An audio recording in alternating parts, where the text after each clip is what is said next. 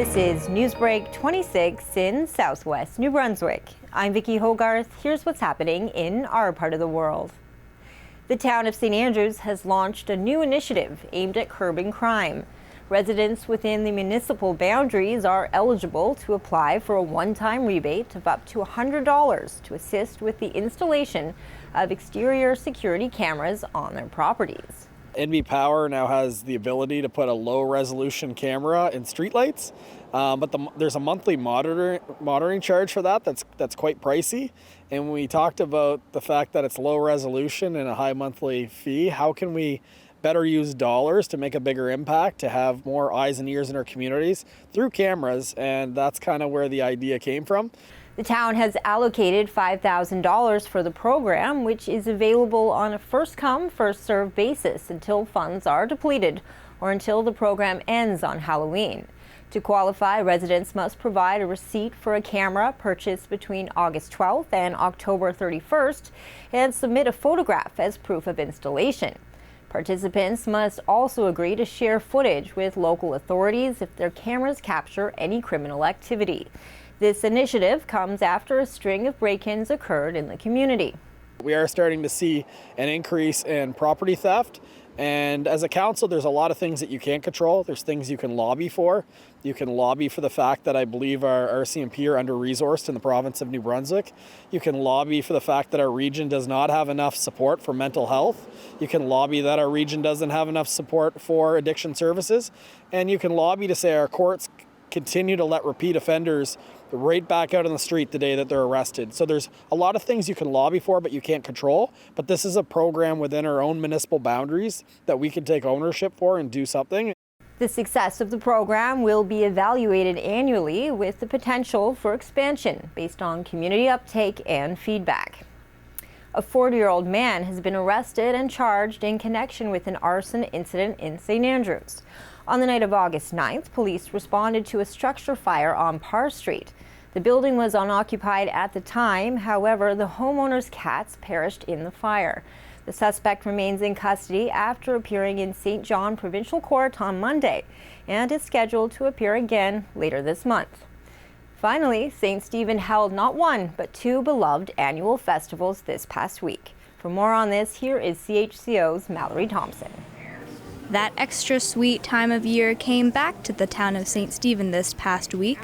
Chocolate Fest, as well as the International Homecoming Festival, got community members of all ages to celebrate the heritage of the area throughout the week. Families from all over participated in candy-themed activities like the chocolate chip cookie decorating, the iconic bark making, and so much more Chocolate Fest had to offer this year. My favorite part, I can't really pick a favorite activity because I like them all, but I really like going out with my family and my friends and seeing everything that's happening. St. Stephen was filled with people going to and from events, making sure to stop at the Ganong Chocolate Museum to learn more about the town's history. I think it's a great impact on the community. It brings in several people from all over the place, all over the province, that come to our little community and really enjoy everything about chocolate and what Ganongs and candy have in common. Wednesday evening, both St. Stephen and Calais were getting ready for the annual Hands Across the Border opening ceremony for the International Homecoming Festival. On our Canadian side, the evening started off with a small gathering, enjoying the sun, complimentary hot dogs, and a speech from Sergeant Paul Trapper Kane. So in 1812, when the war started to get really hot and heavy and dirty and ugly in Ontario, tensions started to rise right here along the border. Duncan knew everybody. He went to the British commanders and the American commanders when they came up here, sniffing around to see if there was spoils of war or any resources they could grab. And he convinced them that the leadership in this community was strong enough and able enough to look after this area, and they all backed off. Beginning on either side of the Ferry Point Bridge, community members walked across the border to come together as one to officially kick off the International Fest.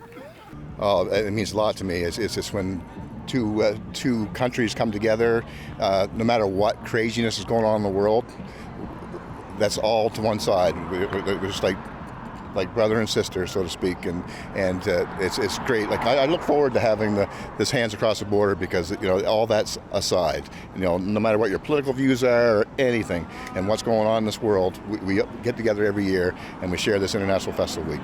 Both towns closed off traffic on the bridge for the annual exchange of community sentiments, flags, and cupcakes.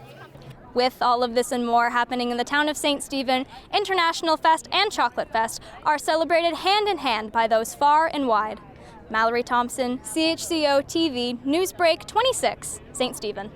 Thanks, Mallory. That's all the news I have for you. For more stories and online exclusives, follow me, Vicki Hogarth, on Facebook and subscribe for free to CHCO-TV on YouTube. A news and public affairs production of CHCO-TV, New Brunswick's only source for independent community television.